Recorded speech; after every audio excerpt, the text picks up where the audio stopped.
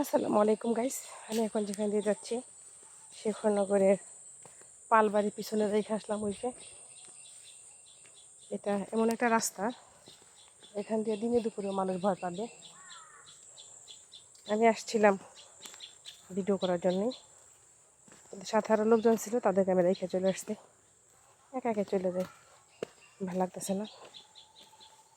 আর জীবনে একটা কথা মনে রাখবেন, যাকে যত বেশি বিশ্বাস করবেন সে আপনাকে তত বেশি ডজ দিবে, সে আপনাকে তত বেশি অবহেলা করবে।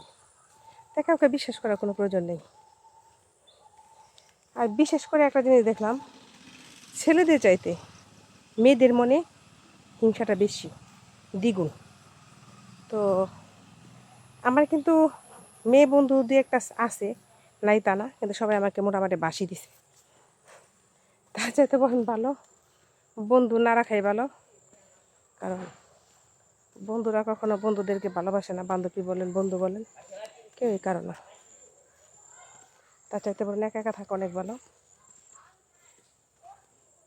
ছোটোবেলায় স্কুল থেকে সেখানে বসতাম মাঝে মাঝে, না এবারে পিছনের সামনে এখানে একটা ঘাটলা আছে, একটু দেখাই। এখানে একটা পুষ্করণী আছে। এই যে বাবারে, তখন এগুলো পরিষ্কার ছিল, এখন এগুলো পরিষ্কার না, অপরিষ্কার হয়ে গেছে। কিন্তু আমরা যখন ছোটো ছিলাম তখন যে সুন্দর ছিল সেই সৌন্দর্যটা এখন আর নাই। এগুলো অনেক সুন্দর একটা জায়গা ছিল, এখানে বসার মতো সুন্দর সুন্দর প্লেস ছিল, এখন নাই, প্লেসগুলো নষ্ট হয়ে গেছে।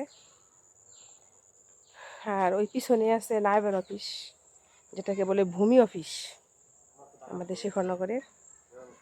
হ্যাঁ, তবে গ্রামের সৌন্দর্য এখন আমাদের গ্রাম, আগে কিন্তু আমাদের গ্রামটা অনেক সুন্দর ছিল, কিন্তু এই যে এই পুষ্করিণীটা শ্যাওলা ছিল না, একদম পরিষ্কার ছিল। আমরা যখন এখানে এসে বসতাম ছোটোবেলা, আজ থেকে 10-20 বছর আগে, এই জায়গাগুলো ছিল পরিষ্কার পরিচ্ছন্ন। এই যে দেখেন এগুলা কি সুন্দর, তারপরে বসার সিস্টেম আছিল এখানে। এখন কিন্তু বসার মতো কোনো সিস্টেম নাই, এখানে এখন বসা যাবে না। রুটঘাট সই বলো, কিন্তু এই জায়গাটা প্লেস আগের মতো নাই। মানে হয়তো আস্তে আস্তে এগুলো ভেঙে ফেলবে, কিন্তু এগুলো কিন্তু খুব সুন্দর একটা জায়গা ছিল, তখন না সেই সৌন্দর্যটা নাই। তো আমার মনে হইতেছে কেন যেন যে গ্রামের যে মানুষগুলো আছে, আগে যে মানুষের মনে সরলতা ছিল, এখন মনে হয় তাদের মনেও সরলতা নাই। কারণ এই জায়গাগুলোতে প্রমাণ করে দিতেছে আমাকে যে আগে যে মানুষের মন মানসিকতা ছিল, এখন সে মন মানসিকতাটা নাই। তার জন্য এরকম। একবার ছোটবেলা শুনছিলাম এই পুষ্করণীতে, হ্যাঁ এই পুষ্করণীর মধ্যেই উঠছে এই যে কি বলে বলে যেন পিতলের হাড়ি।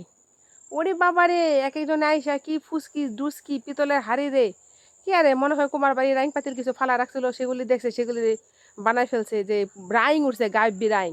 ওরে বাবা রে, আমরা দূর করে আসছি, এখানে আইসা দেখছি, আইসা দেখি কিছুই নাই। ঠিক আছে, কতটি বালি মাটি আছে, শীত ছিল এইটা। তো ছোটবেলার স্মৃতিগুলা মনে পড়ে। আসসালামু আলাইকুম।